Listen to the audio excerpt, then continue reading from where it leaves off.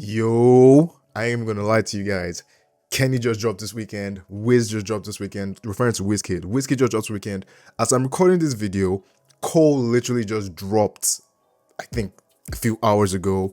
I just finished Metaphor for Tazio. It is great to be black. It is great to be in the culture. It's great to be a gamer. It's great to be into hip hop. Music is back. It's good to be outside, baby. But the show must go on. And because it's been such a great period of especially great period right now, just in the span of just 3 to 4 days, another thing happened this week when it has to do with the Game of the Year awards. And I'm pretty sure you already know what I'm talking about. And I'm pretty sure you already know it's that time of the year where the Game of the Year awards becomes a thing all over again. People are upset, people are annoyed, people are anxious, people are happy, people all over the place with their emotions about this thing, right? We're going to talk about the biggest award show with the caveats, but we're going to talk about the biggest category of the Game of the Year awards. I'm pretty sure I already know what it's going to be about. I'm pretty sure I already know what it's going to be about in regards to just certain choices being made and how I feel about the whole Game of the Year category. Men and women of culture, welcome back to Challenge Your Boy Senzu. We are back at it again. We are back with another video. Do make sure you like, comment, subscribe, share the video if you can. All the links to all my social media channels will be in the description box down below. Thanks for the love. Thanks for the comments, thanks for being here, and without further ado, let's hop into the video, baby. Okay. Now, when it comes to Game of the Year awards, and when it comes to just gaming in 2024, a lot of people have had mixed feelings about how gaming has been this year. I personally think this year has been a good year for gaming, because I've enjoyed all the games that I've said I was going to play. Games being like Prince of Persia, The Lost Crown, Metaphor and Fantasio, Final Fantasy VII Rebirth, Black Myth Wukong. I never got to play Stellar Blade, which I will get to play Stellar Blade when it comes out on PC because, you know. Astrobots, Elden Ring. I haven't played Shadow of the Erdtree, but in general, just this year in regards to gaming has been good. It's been like I said, it's been a good year. The games that have been absolutely phenomenal in just how they perform and just what they represent aren't the mainstream games that have popped off. I mean, games like Helldivers 2, Power World. These games are the games that popped up but aren't necessarily the masterpieces that have come out this year. We still have Indiana Jones coming out later on. Dragon Age the Veilguard just came out, and I have played a couple of hours into the game, which I will make a video about eventually, talking about what I feel about the game and why I think certain people are maybe a bit too harsh, and some of the criticisms do play a role.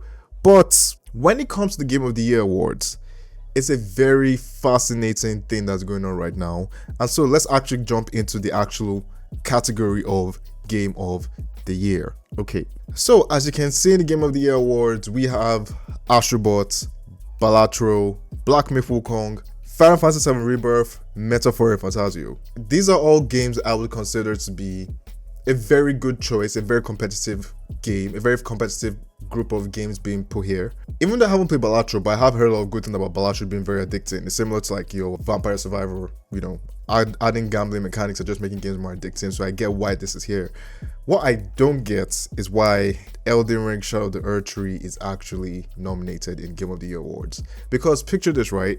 Elden Ring was a game that broke so many award shows, broke so many records, because it was that type of game that just made you, it was that type of game that ensured that you knew that, yo, this is the game to be, this is what we want from gaming. And we all know that it deserved all the awards and recognition it got. But when it comes to Shadow of the Erdtree, it's as big as a it's as big as a AAA game. I think it's like 30, 50 hours into the game. I think a lot of people have put like maybe 60 hours into the game.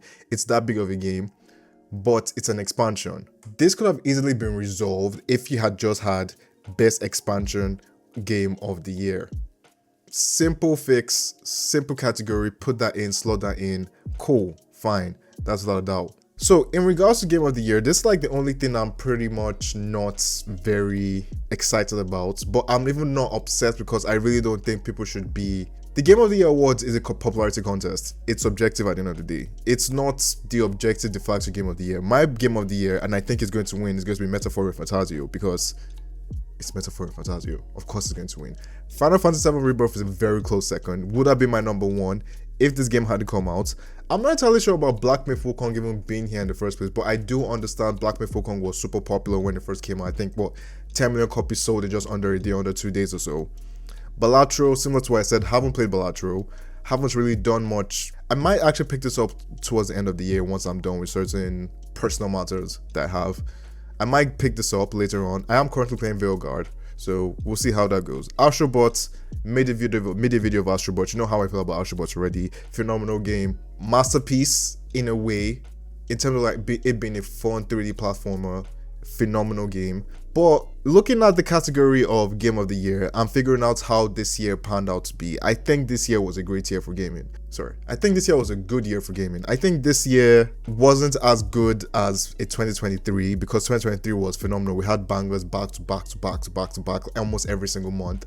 This year I already knew, and I already had it in my head that this was going to be a very solemn year. And even if it was a very, it was this year, I wouldn't consider this year, I wouldn't consider 2024 to be a quiet year.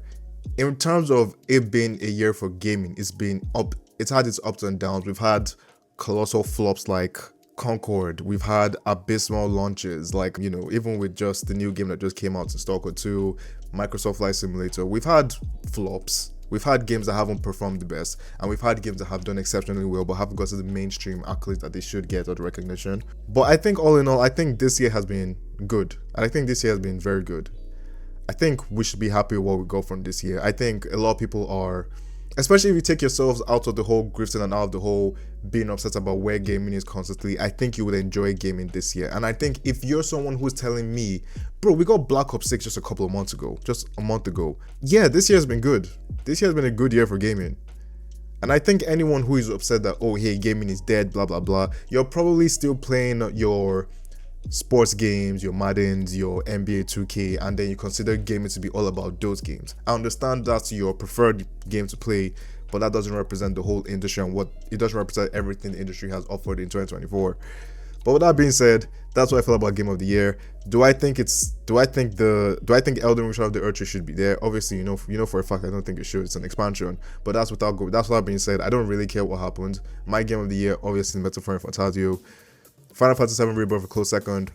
I will play Celebrate when it comes on PC. Astrobots done. Balatro maybe later on this year. Black Myth Wukong, good game with a lot of flaws, but I'm pretty sure the sequel of Black Myth Wukong will be exceptional. And yeah, so I'll see you guys in the next video. Thanks for watching. Make sure to leave in the comment section down below what you think about gaming in 2024. Thanks. Hope to hear from you soon. See you in the next video. Peace out.